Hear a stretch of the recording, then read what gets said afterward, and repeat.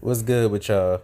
In this video, we're going to be talking about our beloved Houston Texans. This have got to be one of the greatest franchises in this league. This organization have done amazing things. We done got rid of one of our star players for absolutely nothing in return. We done traded Jadeveon Clowney for a bag of chips and a Gatorade. But our hands down #1 contributor to all this success is our head coach, Bill O'Brien. He's been coaching this football team for 7 years and ain't been to one AFC championship game and definitely ain't been to a Super Bowl. His playoff record is 2-4. One of those playoff wins came against a third-string quarterback who hasn't played it down in the NFL since. And like most NFL quarterbacks whose careers doesn't pan out, he went to the XFL as a backup. So what a great playoff win by the Houston Texans led by Bill O'Brien. Bill O'Brien claims to be an offensive-minded head coach, but has yet to be a top 10 offense.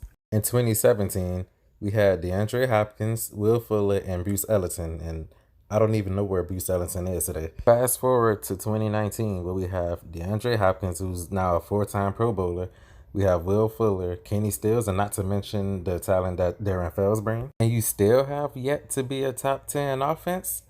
Yep, what a great head coach. But all that stuff aside, here's the good part. We're in Kansas City in a divisional round in the playoffs, up 24-0. Not only does Bill O'Brien make a stupid fake punt call at our own 20, that gave Kansas City every ounce of momentum, and they went on to score 41 unanswered points. They ended up winning the game 51-31. And I know some of y'all are saying, well, you can't blame that on Bill O'Brien. It was the defensive coordinator and the personnel.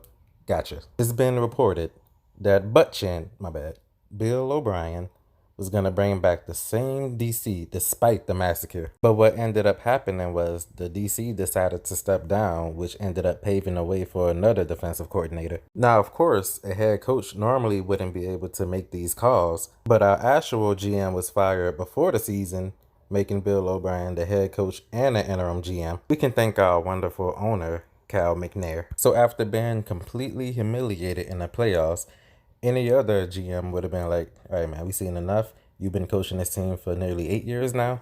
You're out of here. Not to mention that every playoff game we lost ended in a blowout. But since our owner is magnificent, he decided to give him a promotion. So despite him proving year in and year out that he sucked as head coach, Cal decided to make him the general manager as well? Yes, very nice. I find it so strange that fellow Texan fans can sit through this mess every year and justify this man. People who justify this man reminds me of men who walk in on their wife cheating and go to the end of the world to justify what she did. It's all my fault.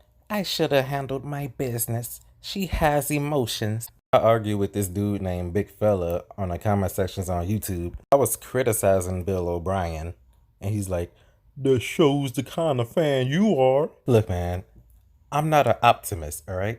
I don't watch the same thing year in and year out and expect a different result. That's the definition of insanity. And it's so funny that I haven't seen Mr. Fella anytime after the Kansas City game or any of the current move that we've already made.